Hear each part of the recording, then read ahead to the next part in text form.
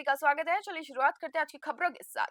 पहली खबर हमारी मुंगेली से आ रही है। मुंगेली जिले के लौरमी जनपद की ग्राम पंचायत खपरी कला में सीसी सड़क निर्माण में कथित अनियमितताओं का मामला सामने आया है।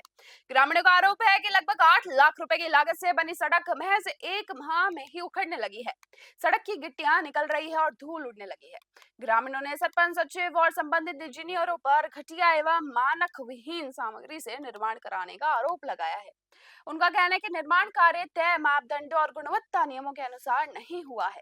ग्रामीणों ने मामले की जांच कर दोषियों पर कार्रवाई की मांग की है। मुंगेली से देव प्रसाद बंजारा की खास रिपोर्ट। पूरा मिट्टी मिट्टी है। सीमेंट डाले हैं कि नहीं डाले? सीमेंट डाले हैं, कम डाले हैं। अभी जो गिट्टी में उखड़ा था तो पूरा उखड़ा से दिखा थे खुद। कै दिन है जो दिन? अब महीना दिन हो चाहत है। महीना दिन में आपका जरूरत हो रही थी। हां काखर घर तक बनना रही। एला अब पूरा ये बस्ती गली पूरा बनना रही से। कौन से बस्ती है? ए हम लिहा पार के दे। कौन से पंचायत के? खपरी कला। और कहाँ तक बनना रही? एला बनना रही से कम 300 किलोमीटर तो बने हैं। अब वो तो पूरा खराबे आप मन देखे हवा, पूरा खराबे रोड सीसी रोड है, मुटका मारे हैं तब वो टूटत है। आप मन तो देखे हवा, हम पूरा जनता देखें, जनता भी बोली से एक प्रकार अब ये गलत बात है। पूरा जनता बोला थे सही बना के तो सही पंचायत तरफ से नहीं बन पावा थे, पैसा पूरा भरपूर आते। शासन अब का कही है, पैसा देवा थे शासन प्रशासन मन है। रायपुर में मारुति फाउंडेशन और हेरिटेज इंडिया द्वारा आयोजित फ्यूजन आर्ट 2026 प्रतियोगिता में बच्चों ने चित्रकला के माध्यम से साइबर जागरूकता, फादर्स डे और योग दिवस पर प्रभावशाली संदेश दिए। ड्राइंग, पेंटिंग, स्केचिंग और पोस्टर मेकिंग प्रतियोगिता में लिटिल जूनियर, जूनियर और सीनियर वर्ग के बच्चों ने भाग लिया। सामान्य बच्चों के साथ दिव्यांग प्रतिभागियों ने भी अपनी प्रतिभा का प्रदर्शन किया। निर्णायकों ने रचनात्मकता और विषय की समझ के आधार पर विजेताओं का चयन किया। कार्यक्रम में विजेताओं को सम्मानित किया गया और भविष्य में भी ऐसे जागरूकता कार्यक्रम आयोजित करने का संकल्प लिया। रायपुर से ब्यूरो रिपोर्ट। रायपुर के बीरगांव स्थित शासकीय स्कूल उड़ला में विद्यार्थियों को अब तक निःशुल्क पाठ्य पुस्तकें और गणवेश नहीं मिलने से पालकों में नाराजगी है। पालकों का आरोप है कि स्कूल में सामग्री उपलब्ध होने के बावजूद उसका वितरण नहीं किया जा रहा है, जिससे बच्चों की पढ़ाई प्रभावित हो रही है। आरोपों के घेरे में प्राचार्य अनुराग ओझा, प्रधान पाठक हरिशंकर साहू और सोनाली देशपांडे है। पालकों का कहना है कि जिला शिक्षा अधिकारी के निर्देश अनुसार स्कैनिंग के बाद पुस्तकें तत्काल वितरित होनी चाहिए। वहीं जिला शिक्षा अधिकारी ने भी पुस्तकों को स्टॉक में रोक कर न रखने की बात कही है। पालकों ने मामले की जांच और कार्रवाई की मांग की है।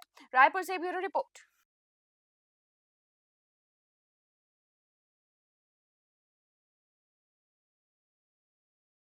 बुक की स्कैनिंग के लिए जो है उसमें बहुत समस्या आ रही है इसी कारण, और बुक भी थोड़ा सा देर से हमको मिली थी और बच्चे भी अभी फिलहाल कम आ रहे हैं, तो ये हो जाएगा समन्वय की ओर से, तो फिर उसके बाद शुरू होगी। मिडिल की हो गई है, कल ही हुई है, आज से हमारा प्रोसीजर शुरू।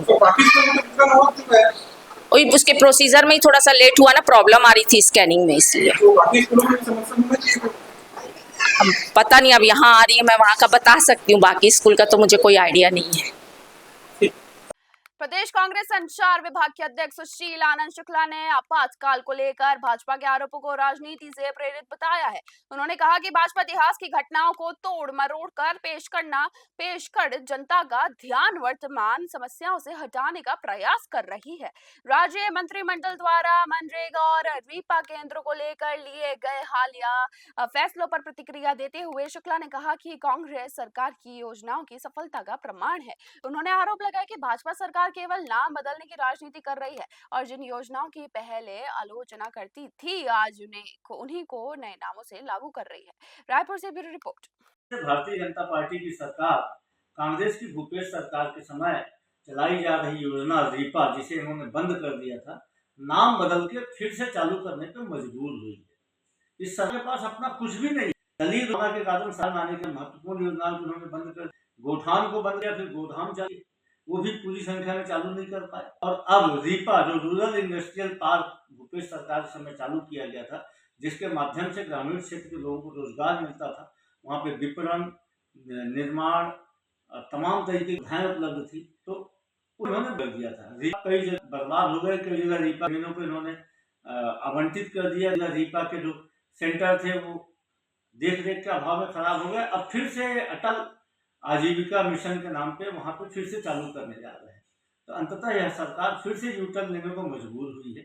इसी काम को एक दलील दुर्भावना के कारण पहले से करते तो आज रीपा और आगे बढ़ गया होता। रायपुर में मुख्यमंत्री विष्णुदेव साय के नेतृत्व में छत्तीसगढ़ सरकार ने खनन क्षेत्र में कई डिजिटल सुधार लागू किए हैं। खनिज ऑनलाइन 2.0 और डीएमएफ पोर्टल 2.0 के माध्यम से खनन संचालन और राजस्व प्रबंधन को अधिक पारदर्शी बनाया गया है। सरकार के अनुसार ड्रोन निगरानी, ई चेक गेट और ऑनलाइन अभिवहन पास व्यवस्था से अवैध खनन पर नियंत्रण मजबूत हुआ है तथा राज्य को 16,757 करोड़ रुपए का रिकॉर्ड राजस्व प्राप्त भी हुआ है। वहीं बस्तर के टीन संग्राहक आदिवासियों के लिए टीन खरीद दर 650 यानी कि 640 रुपए से बढ़ाकर 2800 से 2900 रुपए प्रति किलो कर दी गई है। रायपुर से ब्यूरो रिपोर्ट।